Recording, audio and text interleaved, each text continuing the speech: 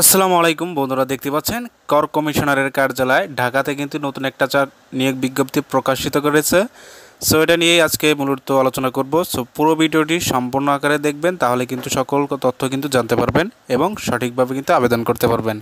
চলুন মূল ভিডিওটি আলোচনা করা যাক।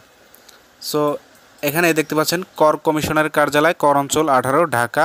সো অস্থায়ী কার্যালয়। সো এখানে দেখতে পাচ্ছেন আমি শেষ থেকে আলোচনা করব। সো 6 নম্বর যে পদটি নিয়ে আলোচনা করব, অফিস সহায়ক, 22 জন লোক নিয়োগ দেওয়া হবে। এখানে বেতন হবে আপনার 8,050 থেকে 8,250 থেকে 20,010 টাকা বেতন। এখানে শুধুমাত্র এসএসসি পাস করলে কিন্তু আপনারা আবেদন করতে পারবেন। তাছাড়া ভিডিওর শেষে আমি আলোচনা করব যে কোন কোন জেলার প্রার্থী এই সার্কুলারটিতে আবেদন করতে পারবেন।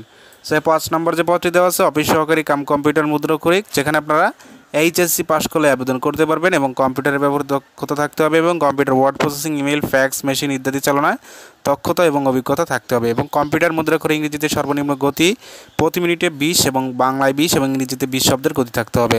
সো বেতন হবে আপনার 9,300 থেকে 22,490 টাকা বেতন, সেই সাথে 23 জন লোক নিয়োগ দেওয়া হবে।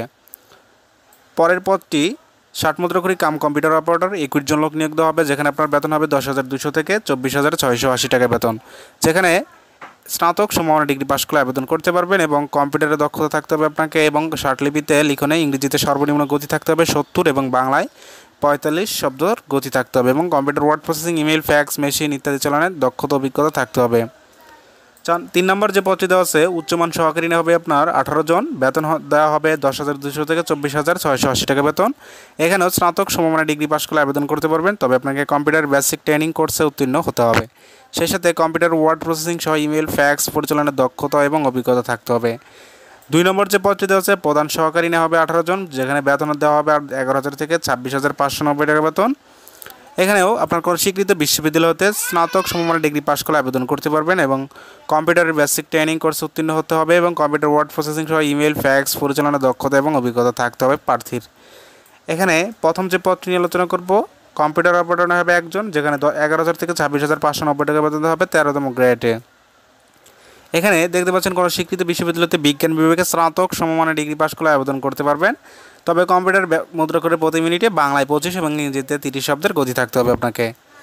সো এবার আসি যে আবেদনের শর্তাবলী এবং নিয়মাবলী। সো প্রার্থীর বয়স অবশ্যই 18 থেকে 30 বছরের মধ্যে হতে হবে, তাহলে কিন্তু এই সার্কুলারটিতে আপনারা আবেদনের জন্য যোগ্য হবেন।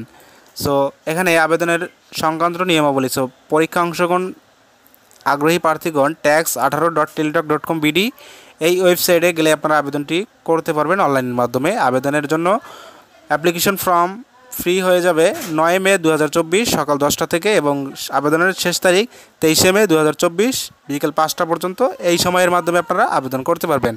সো আবেদনের সময় 300x300 পিক্সেলের ছবি এবং 300x80 পিক্সেলের স্বাক্ষর আপলোড করতে হবে। ভিডিও ডিসক্রিপশনে লিঙ্ক দেওয়া থাকবে, সেটা দেখে আপনারা আবেদনটি করতে পারবেন।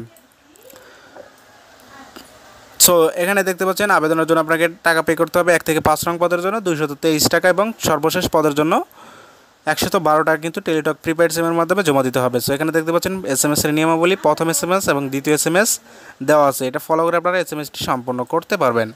তাছাড়াও ভিডিওর প্রথমে যে বলেছিলাম যে কোন কোন জেলার প্রার্থী আবেদন করতে পারবেন। সো ভিউয়ার্স, এখানে দেখতে পাচ্ছেন, ভালো করে খেয়াল করবেন, ঢাকা বিভাগের যে সকল জেলার স্থায়ী বাসিন্দা নাগরিকগণ আবেদন করতে পারবেন। সো এটা কিন্তু ঢাকা বিভাগের আওতায়। সো ঢাকা বিভাগের সকল জেলার প্রার্থী কিন্তু এই পদটিতে আবেদন করতে পারবেন 1 থেকে 5 নং পদের মধ্যে এবং 6 নং পদের জন্য ঢাকা, গাজীপুর, মুন্সিগঞ্জ, নারায়ণগঞ্জ, নরসিংদী, ফরিদপুর, গোপালগঞ্জ, মাদারীপুর, রাজবাড়ী, কিশোরগঞ্জ ও টাঙ্গাইল জেলার প্রার্থী এই অফিস সহায়ক পদের জন্য আপনারা আবেদন করতে পারবেন। তাছাড়াও তবে ঢাকা বিভাগের সকল জেলার এতিম ও শারীরিক প্রতিবন্ধী প্রার্থীগণ আবেদন করতে পারবেন এই সার্কুলারটিতে। সো এই ছিল আজকের ঢাকা কর অঞ্চল বা কর কমিশনের কার্যালয়ে নতুন নিয়োগ বিজ্ঞপ্তি সম্পর্কে বিস্তারিত আলোচনা। সো সকলেই ভালো থাকুন, সুস্থ থাকুন, আল্লাহ হাফেজ।